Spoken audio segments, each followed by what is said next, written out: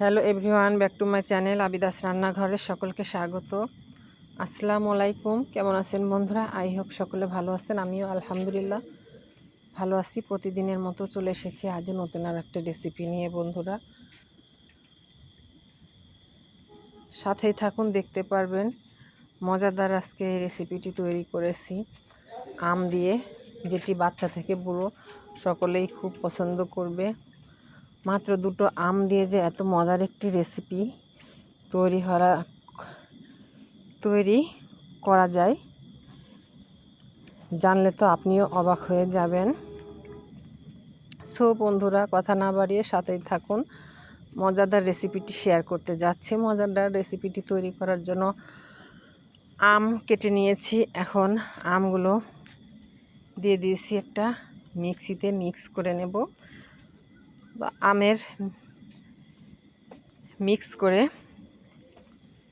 আমের পিউরিটা করে নিয়েছি।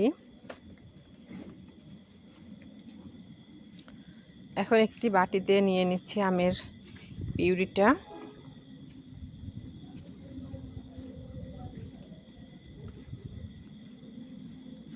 এখন একটি হ্যান্ড উইক্সের সাহায্যে একটু মিশিয়ে নিচ্ছি।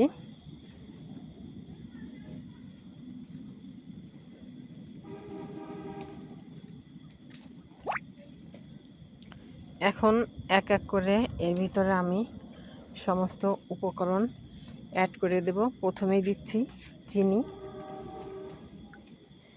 এখানে আমি হাফ কাপ চিনি দিয়েছি। চিনিটা দিয়ে খুব সুন্দরভাবে চিনিটা মিক্স করে নিতে হবে। যতক্ষণ পর্যন্ত চিনিটা গলে না যাচ্ছে ততক্ষণ পর্যন্ত মিক্স করতে হবে।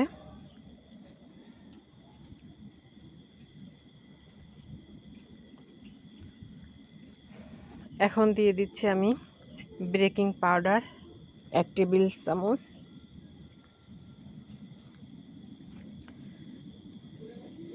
বেকিং পাউডারটা দিয়ে খুব ভালোভাবে মিশিয়ে নিচ্ছি।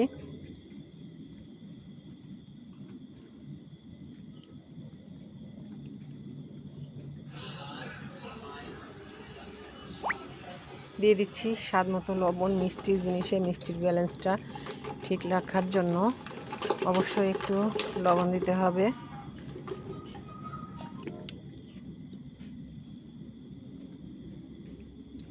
দিয়ে দিচ্ছি আমি এখানে বাটার।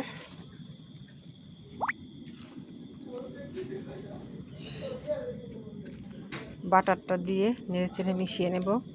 আর বাটারটা দিলে এই রেসিপিটা খেতে কিন্তু অনেক মজার হয়ে থাকে।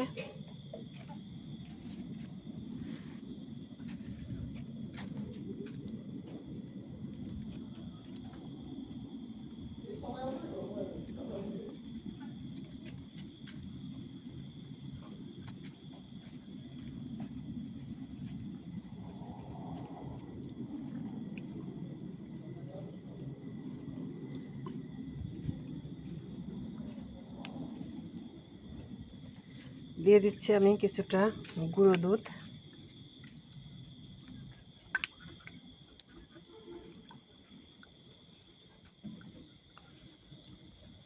গুঁড়ো দুধটা দিয়ে খুব ভালোভাবে মিশিয়ে নিতে হবে। অবশ্যই গুঁড়ো দুধটা দিতে হবে, দিলে টেস্টটা কিন্তু অনেক বেশি হবে।